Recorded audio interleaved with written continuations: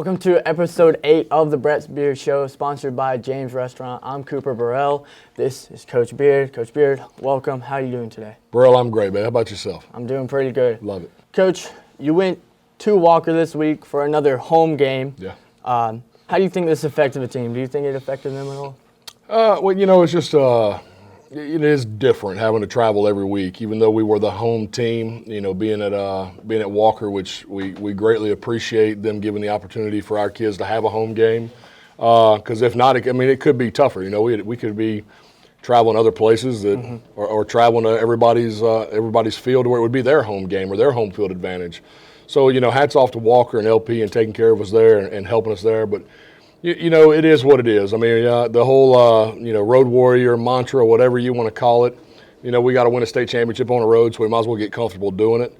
You know, is it wearing on us? I don't know if it's wearing on us. Maybe more mentally than physically than anything else, just because you'd like to walk out of that weight room and into the stadium and host a home game. But, you know, it is what it is, man. We get to play football. We get to be Denham Springs, and we get to wear those helmets and play football together. So it is what it is, and we're going to keep grinding it out and keep playing and get better every week. Coach, tell me about your game plan going into Sandoval. Well, if you know anything about Sandoval, which you do now, man, those are always physical games. Those guys are so well coached. You know, they leave no stone unturned, and you're gonna have to create some chaos with them. They're going to be really sound and really disciplined, and they get their guys to play hard. And I love the job those coordinators do, and I love the job the head coach does. And you know, you have to be aggressive. You have to take chances.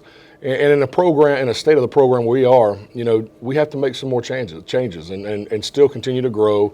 And then on top of that, we still have to take chances and try to catch people off guard and kind of create the momentum where there is no momentum. And, you know, there's still a lot of moving little parts here, and a lot of details for this program to get where we want it to go that's in process right now. And that doesn't change whether you play Sandoval or EA or Live Oak or Glen Oaks. I mean, there's some growth that needs to be had. And, you know, we're just going to continue doing it. And, you know, the game plan was just be aggressive and take chances. All right, let's get into these highlights. Jackets take the field at Walker to play Sandoval. Lex with the GoPro cam on. Looks like a great shot. He looks fired up and ready to play. Yeah, I love the GoPro look. Gators ball. Quarterback number 10, Eric Wright, passes broken up by Deshaun McBride. Just a great play there by Deshaun. Direct snap to number 6, Babin, who scores a touchdown. 7-0 Sandoval. Coach, tell me about Sandoval coming out hard here and scoring. Yeah, I thought they put together a great first drive. You know, they came out, they executed, they got us on our heels, and they finished the drive, which is to open up a game like this, you have to do. First play for the Jackets offense is a flea flicker. Number 1, Reese Moody looks deep and finds Cameron Irick. 7-7 Jackets. Coach, tell me about this play here. You always talk about the offense coming out hard. Tell me about that. Yeah, but we need to start fast. And here you go. You know, we weren't going to change our game plan, even though Sandoval had gone down on a great first drive. We knew we wanted to take a shot early because the kid, y'all wanted to take a shot early, so we wanted to give him that chance. And of course, it worked. You know, and well executed, well protected, great throw, great catch, great finish. Really, a lot of excitement to take all that momentum back. Gators number 14, Colby Sheets passes complete, but a big hit by Rancher Miller. Jackets ball, number 1, Reese Mooney, screen pass to Ray, who runs for a first down and then is finally pushed out by the defense. Denham is forced to punt, but a bad snap. Number 3, Irick picks it up and runs for the first down before stepping out of bounds. Just a great play by Irick there, improvising. Very heads up. You can see them celebrating here after the great improvisation by Irick. Number 1, Mooney, play action pass, finds number 7, Micah Harrison, as the Jackets drive deep into Sandoval's territory. A great pass and catch by the offense there. Number 1, Mooney hands off to number 4, Cam Kelly, who pushes his way into the end zone. 14-7 Jackets. Coach, tell me about the offense here, responding back. Yeah, well, we started fast, you know, and we did. We responded. Now it was our second score right here. I thought the finish by Cam Kelly was a great finish, you know, plowing through 2 or 3 guys, just churning his legs. Very proud to see him have all this success and love it. And we started fast. Now we got to figure out a way to sustain it. But really excited about the year Cam Kelly's having. Jackets kicking an onside kick, but it's recovered by number 42, Josh Hogan. Just a great play there by the young buck. Number 1, Reese Mooney passes to number 7, Harrison. Good for a Jackets first down and into Gators territory. A great play there by Micah. Second quarter, number 1, Reese Mooney. Touchdown pass to number 3, Cameron Irick. Their second of the game, 21-7 Jackets. A great play by the punter there, Coach. Yeah, the punter can, he has the ability to do a lot for us right now. Between being a stud corner, that long athletic corner, the big long possession receiver, the great punter. I mean, the kid can do it all for us and really is having a special year. Yes, sir, absolutely. And love the energy he's bringing and the excitement he's bringing to the team. As you see them celebrating there after the touchdown. Denham onside kick again, recovered by number 42, Hogan. Once again, the ball jumped right over the defender's hand and Hogan picks it up. As you see, he is very excited about that. Gators will get the ball back, but number 10, Wright's pass is picked off by McBride, his 5th interception of the season. Coach, tell me about McBride here, making another great play for the defense. Yeah, he's a nice piece to have back there on the back end, and long, he's rangy, and really getting better every day.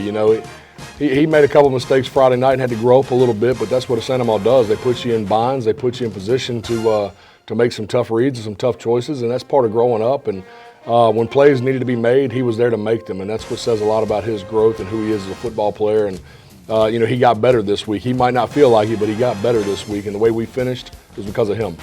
Number 1, Mooney scrambles around and finds number 11, Andrew Goodwin, wide open in the end zone for a touchdown.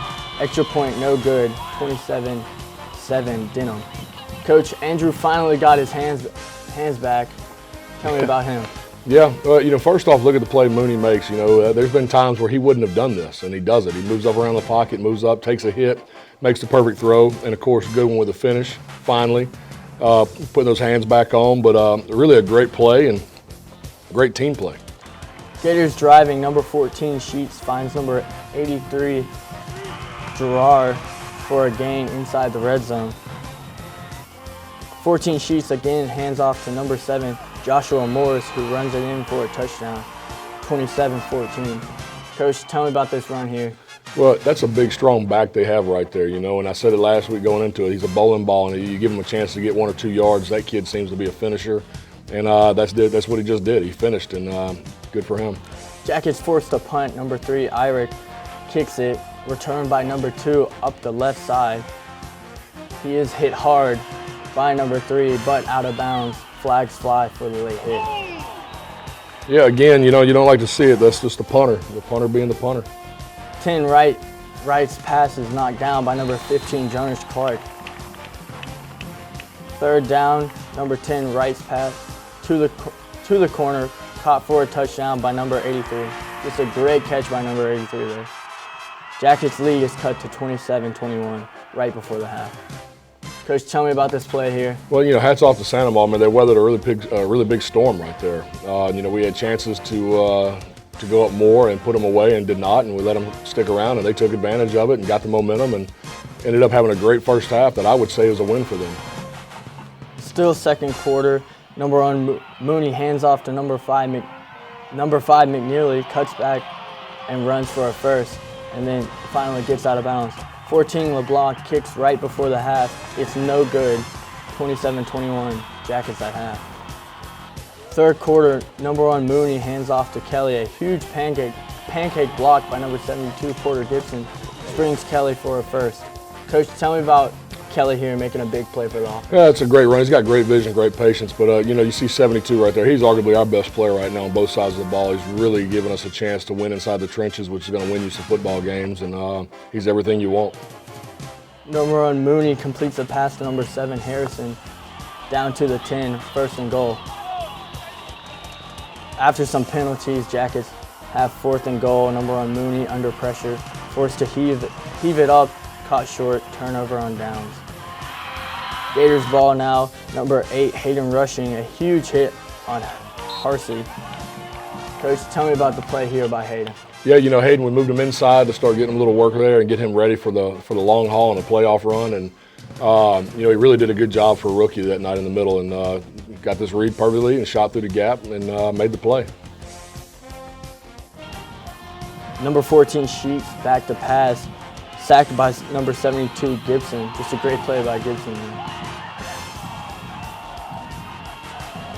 Fourth quarter now, Gators on offense, number 10, Wright, with a big run for a first down.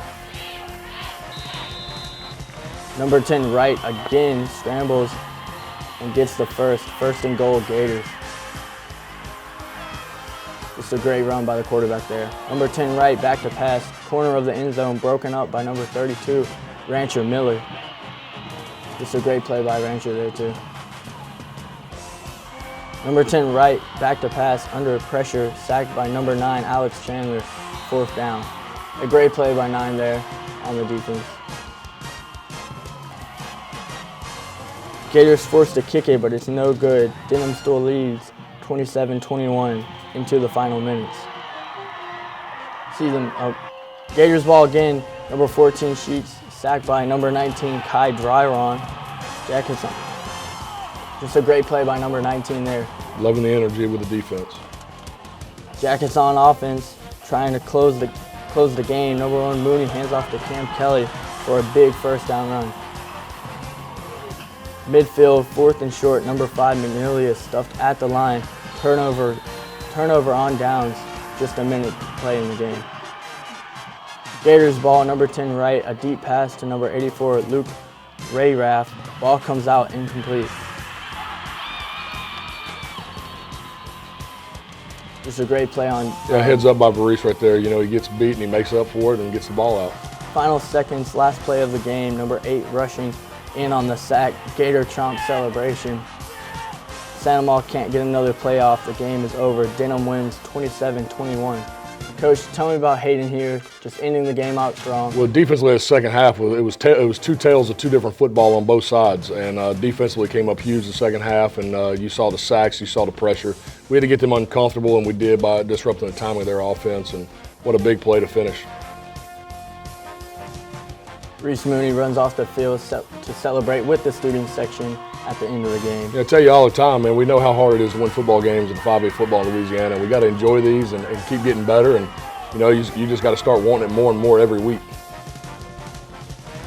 Stats: Reese Mooney, 15 for 29, 247 yards, 3 touchdowns. Micah Harrison, 6 receptions, 96 yards. Cameron Irick, 2 receptions, 94 yards, and 2 touchdowns. Before we go into your questions, though, let's get one thing. You know, when it's 3rd and 4, 4th and 2, midfield, yeah, I guess most people might punt right there, but I want you to know it wasn't an option. Like, we weren't, you know, they called their timeouts. I walk out, like, you want to win this football game, you got this many yards to get. They gained 2. We, you know, we go out and it's 4th and 2. You want to win this football game, you got to get these 2 yards, and ball game's over.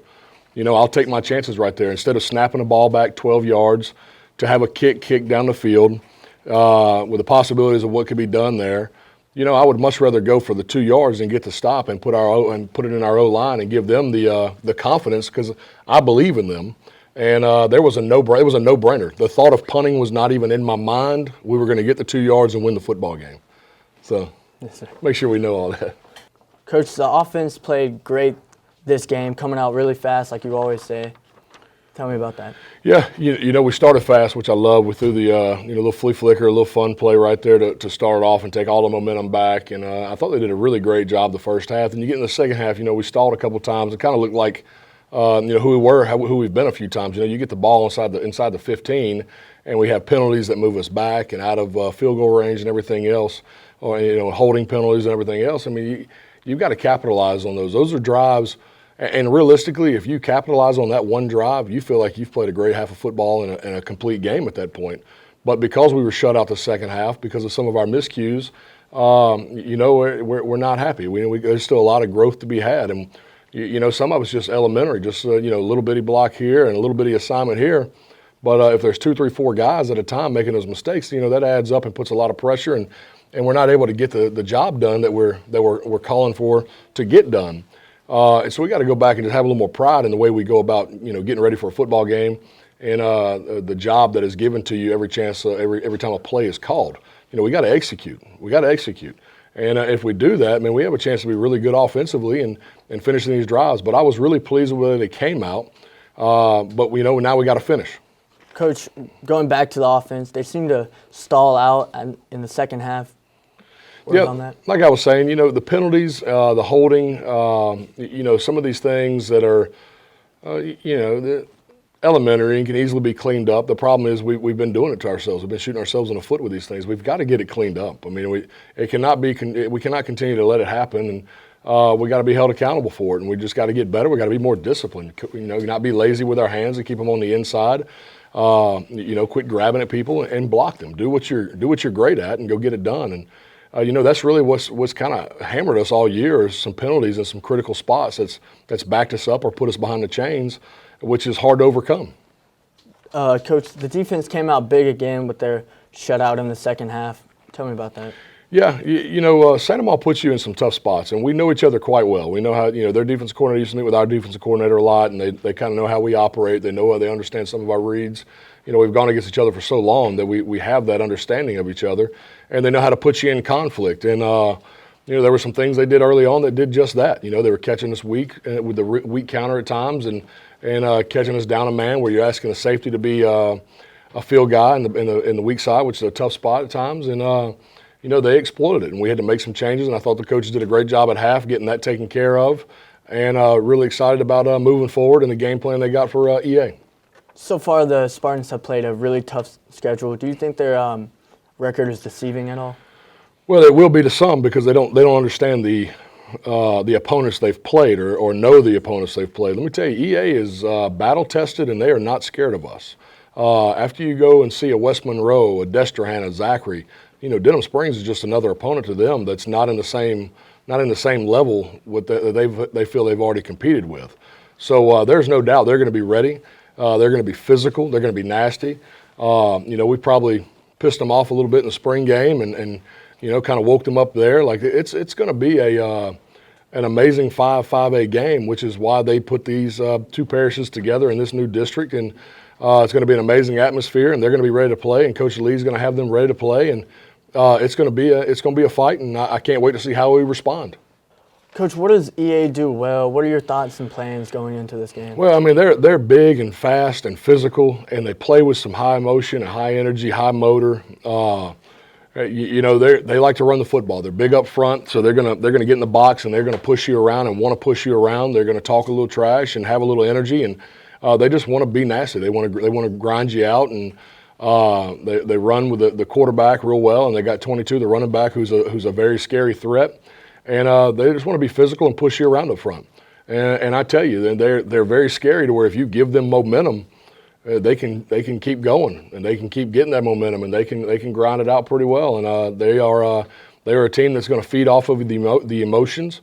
We got to do a good job of jumping in on them and starting to fight and go ahead and get them against the ropes and hopefully hold them there all night long for 48 minutes. Because if you let them off and you give them some energy and some emotion, they can get going. Coach, what do you think your keys going into this game are to get the victory for Denham? Well, the one thing I like offensively, you almost have to prepare for two different teams now. Early on we were getting big and grinding people out, and now we've shown that we can get a little more spread look and throw the football, and which everybody knew we could, but we've had to get to that. We've had to grow that offense and get to where we are now, but you almost have to prepare for two offenses. We've got to do a good job of mixing those two and marrying those two and really keeping defenses off balance. And, we got to execute.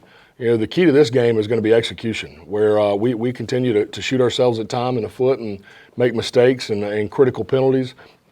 We got to do away with all that. We got to dial it in and lock it in and do our job at a high level and just take care of the ball. And, of course, defensively, you got to grind it out in the box. You got to be stout against the run, and we got to tackle. But execution is going to be critical to go to East Ascension and win this football game. Thank you for watching this episode of The Brett Beard Show. Thank you for James Restaurant for sponsoring this episode. The next game is at Spartan Stadium at 7. I'm Cooper Burrell. As always, Coach Beard. Thanks for watching.